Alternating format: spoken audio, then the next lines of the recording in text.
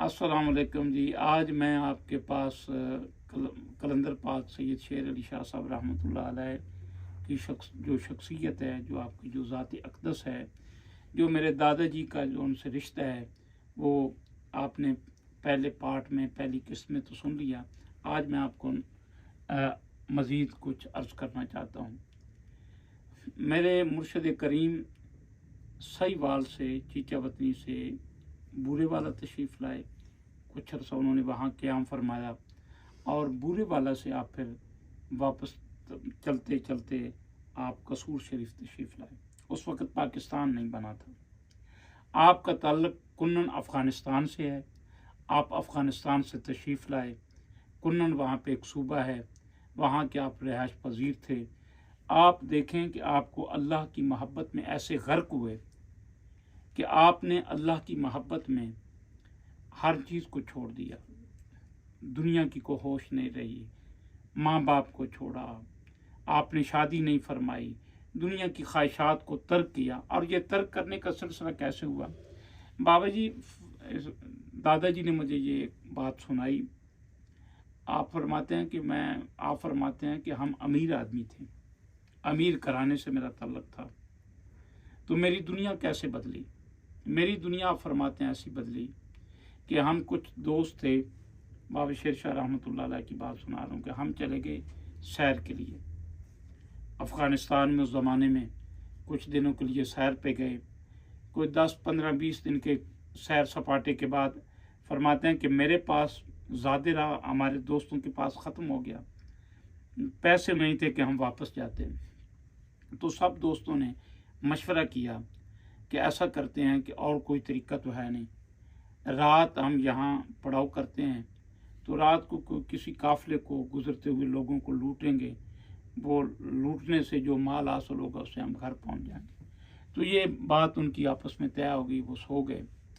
अब जब सोए तो मेरे मुर्शिद करीम हज़रत शेर अली शाह बुखारी रहमतुल्लाह अलैह को हज़रत इमाम हुसैन अलैहिस्सलातु वस्सलाम ख्वाब में तशरीफ़ ले आए।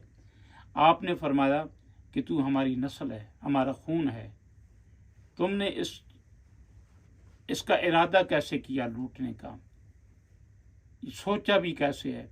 बस जब ये आपने बात सुनी तो आपकी हालत फिर गैर हो गई। अब आपने वो काफ़िले को क्या लूटना था, फिर अपना सब कुछ लुटा दिया। तन भी लुटाया, मन भी लुटाया, ख्वाहिशात भी लुटाई। कोई आपने किसी चीज़ की फिर ख्वाहिश नहीं की। फिर अपने तन मन को इमाम अली मकाम अलैहिस्सलातु वस्सलाम की उस ख्वाब के बाद इश्क़ अली में फिर यूं गर्क हुए, इश्क़ अल्लाह में यूं गर्क हुए। सुबह उठे तो वो जो आपने हसीन और ख़ूबसूरत लिबास पहना हुआ था, उसको आपने फिर तार तार कर दिया। आपने अपनी कमीज़ को फाड़ दिया। फिर वो घर की तरफ नहीं गए। उन दोस्तों को कहा कि आपकी दुनिया अलग है, मेरी दुनिया अलग है। मेरी अब उससे लग गई है, किससे? अल्लाह से। और आपने फिर वो उस ज़माने में जो दादा हजूर की ज़बानी पता चला कि फिर आप वहाँ से पैदल उस ज़माने में चलते हुए ईरान, ईरान से फिर इराक, इराक से फिर सऊदी अरेबिया, सऊदी अरेबिया से फिर आप इन्हीं रस्तों पे वापस आके फिर आप इंडिया तशरीफ़ लेके गए। वहाँ की जो ज़ियारात हैं, बुज़ुर्ग हस्तियाँ हज़रत ख्वाजा मोइनुद्दीन चिश्ती अजमेरी रहमतुल्लाह अलैह और दीगर जितने भी सूफ़ी बुज़ुर्ग हैं, उनके मज़ारात पे आपको 2-2, 4-4 दिन का क़याम करते हुए फिर आप ये जो हमारा गंडा सिंह बॉर्डर है, या बल्कि ये जो हमारा लाहौर के करीब जो बॉर्डर है, उस रास्ते, ये चूँकि एक ही था उस वक़्त पाकिस्तान और हिंदुस्तान, तो आप पाकिस्तान तशरीफ़ लाए। और आपका जो आखिरी क़याम है, जो आपकी बारगाह पाक है, जो शायर अल्लाह है, जो अल्लाह के दोस्तों की कब्र की सूरत में निशानी होती है, वो आपकी निशानी मज़ार और आपका जो कब्र पाक है, आपका जो दरबार मुक़द्दस है, वो कसूर शहर के मोहल्ला कोट शेर शाह, जो कि बकर मंडी के नज़दीक वाक़ है, वहाँ पे है। और आप की जो एक करामत है, जिसका मैं कह रहा था कि आप मुस्ने अज़ीम हैं ख़ानदान बुखारी की, वो क्या है? दादाजी की बड़ी शदीद ख्वाहिश थी कि आप हमारा जो आबाई गाँव है उसका नाम है ढूढ़ी थल। ये तहसील पिंड दादन खान ज़िला जेहलम में एक लिल्ला कस्बा है, उसके करीब वाक़ है। तो आपकी ख्वाहिश थी कि हजूर मेरे घर तशरीफ़ लाएँ और क़याम तादमे मर्ग आखिरी सांस तक आप वहाँ फरमाएं।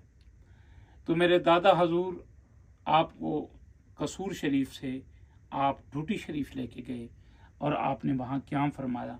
आपने कुछ दिन ही क़याम किया, कोई 15 दिन या 20 दिन आप ठहरे होंगे। तो आप मेरे दादा हजूर को फरमाने लगे कि गुलजार, फ़कीर इधर नहीं ठहरेगा। अल्लाह ने हमको बॉर्डर का इलाका दिया है और हमारा जो जुरिस्डिक्शन है, जो हमारी जो रूहानी ड्यूटी का जो इलाका है, वो बॉर्डर का इलाका है। उस वक़्त बॉर्डर नहीं बना था, समझ नहीं आई कि बॉर्डर से मुराद आपकी क्या है। तो दादाजी बड़े परेशान हुए। उन्होंने कहा कि हजूर, मेरी ख्वाहिश है कि आप यहाँ ही क़याम पज़ीर हो। तो फ़कीर चूँकि अल्लाह के अमर का पाबंद होता है, उसकी न ज़ात होती है न उसकी ख्वाहिश होती है, उसकी ख्वाहिश वो है जो ख्वाहिश अल्लाह है। तो आपने कहा कि नहीं, हमें यहाँ क़याम का हुक्म नहीं है। आपने फिर जो बहुत बड़ी बात फरमाई, जैसे अल्लाह कुरान के अंदर फरमाता है कि मैं बंदे की ज़बान, बंदे की आँख, बंदे के कान, बंदे के हाथ बन जाता हूँ। तो हमने अल्लाह के कुरान की ये जो तफसीर है, उसको मैंने अपने मुर्शिद करीम की ज़ात अक़दस में देखा। कैसे? आपने फरमाया, गुलजार एक बात याद रखना कि जो फ़कीर होता है, जो अल्लाह का दोस्त होता है, वो उधार नहीं रखता। किन चीज़ों के बदले में? खिदमत, इश्क, अदब, मोहब्बत। अगर ये 4 चीज़ें अपनी इंतहा को चली जाएं, जो अकीदतमंद है, जो मुरीद है, जो चाहने वाला है, अगर उसका लेवल इतना हो जाए तो फिर फ़कीर भी उधार नहीं रखता। आपने यूं हाथ उठा के दुआ नहीं फरमाई, ज़हरी दुआ। मैं अगर किसी को मेरी खिदमत और इज़्ज़त करता है तो मैं तो सुनाऊंगा ना उसको अल्फाज जी कि तूने मेरी खिदमत की, अल्लाह तेरा भला करे, अल्लाह तेरी खैर करे। आपने हाथ नहीं उठाए, आपने फैसला सुनाया। आप वो बादशाह उनकी ज़बान में बोल रहा था। कैसे? आपने फरमाया कि गुलजार शाह, हमने आपकी खिदमत के बदले में ये जो सामने पहाड़ है, हमारे गांव से पहाड़ है 8 किलोमीटर 10 किलोमीटर के फासले पे, साफ नज़र आता है। फरमाया ये जो सामने पहाड़ है, इस पे हमने किला, बुग्गा, स्टंप लगा दी है। ये पहाड़ आज से आपका है, खिदमत के बदले में। अच्छा, खिदमत क्या की होगी? वो उनकी खुराक क्या थी? पूरे दिन में इतनी सारे खाना खाते थे, इतना सारा। जिसने 20 दिन में इतना खाया तो उसने कितना खाया होगा। अदब के सिले में पहाड़ अता कर दिया।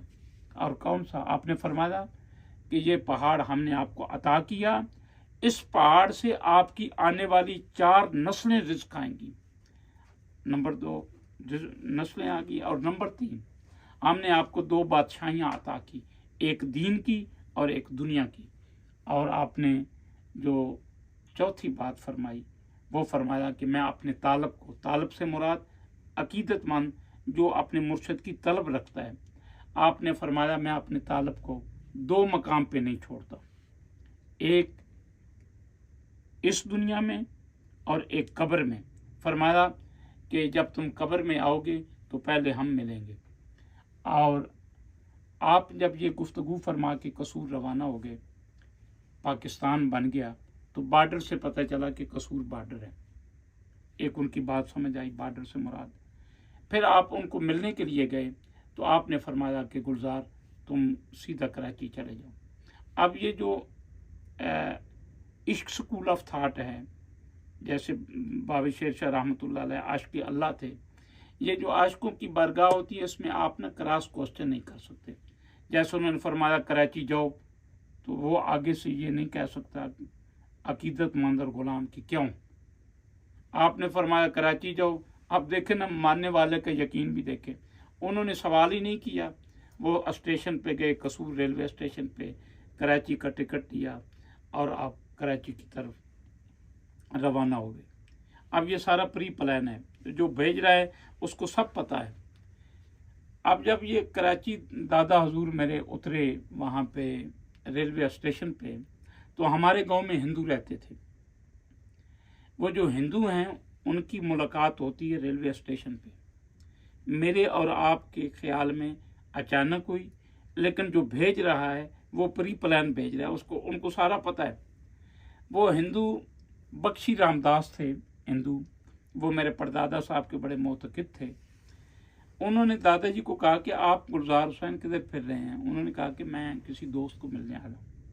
उन्होंने कहा दोस्त को आप ज़रूर मिलें, ये कागजात हैं उन पहाड़ों के जो आपके गांव के सामने मौजूद है। क्योंकि ये पहाड़ गवर्नमेंट लीज पे देती है और ये लीज पे थे उन हिंदुओं के पास। तो उन्होंने कहा कि ये ले जाओ कागजात, और इस अभी तक किसी ने अप्लाई नहीं किया है, इन पहाड़ों पे किसी की एप्लीकेशन नहीं हुई है।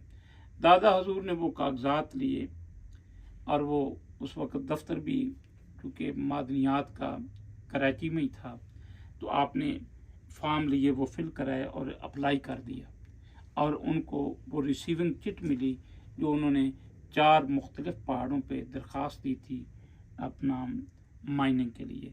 एक का नाम आपने रखा मैसर गुलजार कोल कंपनी, और एक का नाम आपने रखा इकबाल कोल कंपनी, और एक का आपने नाम रखा कोहिनूर कॉलरी। इन 3 वहाँ उन्होंने फर्में बनवाई क्योंकि वो फॉर्मेलिटी ज़रूरी थी। अप्लाई किया। जब आप वापस कसूर तशरीफ़ लाते हैं मालिक की बारगाह में, तो आप अदब करते थे। आपने पूछा गुलजार आ गए हो, आपने अदब से कहा हजूर हाजिर हो गया हूँ। क्या मिला कराची में? फरमाया हजूर आपको सब पता है, आप बाखबर हैं, लेकिन चूँकि आपने हुक्म सादर फरमाया है तो मैं हुज्जत तमाम करने के लिए अर्ज़ कर देता हूँ कि जिन पहाड़ों के मतलब आपने फरमाया था, मैंने उन पहाड़ों के लिए अप्लाई कर दिया है। फरमाया कि जो हमने वो बुग्गा लगाया था, वो जो हमने आपके सेम लफ्ज़ में दोहराना चाहा, आपने फरमाया था जो आपने बुग्गा ठोकने का फरमाया था, उसके लिए मैंने अप्लाई कर दिया। तो अल्हम्दुलिल्लाह फिर वो पहाड़ फरमाया कि ये पहली इंस्टॉलमेंट है, ये पहाड़ आपको मिलेंगे। आपकी ये करामत कि आज मैं तीसरी नस्ल हूँ और उन्हीं पहाड़ों से खा रहा हूँ। दीन दुनिया की बादशाही आपने दादाजी को फरमाया, तो ये दरबार के हवाले से हमें लोग दीनी पॉइंट ऑफ व्यू से इज़्ज़त करते हैं, और दुनिया की नज़र से ये जो ज़ाहरी माल इंसान को जीने के लिए चाहिए होता है वो भी आपने अल्लाह करीम से लेके दिया। और चौथी बात जो आपके हवाले से थी कि कब्र में हम मिलेंगे, इसका मतलब होता है आपका मेरे दादा हजूर की जो कि दुनिया से रुखसी जो है वो जुम्मतुल विदा 25 रमज़ानुल मुबारक की है। तो आप इस ऐसे अजीम दिन हुए जिस पे उलमा का इत्तिफाक है कि जो अय्याम रमज़ान में और बिलखसूस आखिरी अशरे में जानता है वो जनती है। तो आपकी वो बात भी हमें समझ आ गई। तो आपकी और भी बहुत सारी करामात हैं, और मैं आपको अगली किस्त में बताऊंगा कि कलंदर बाबा बुखारी रहमतुल्लाह अलैह के पीछे किस बुज़ुर्ग की दुआ थी और जिससे उनको रूहानी दुनिया के अंदर वो अरूज हासिल हुआ कि आज आपका डंका पूरी दुनिया में बज रहा है। बहुत शुक्रिया।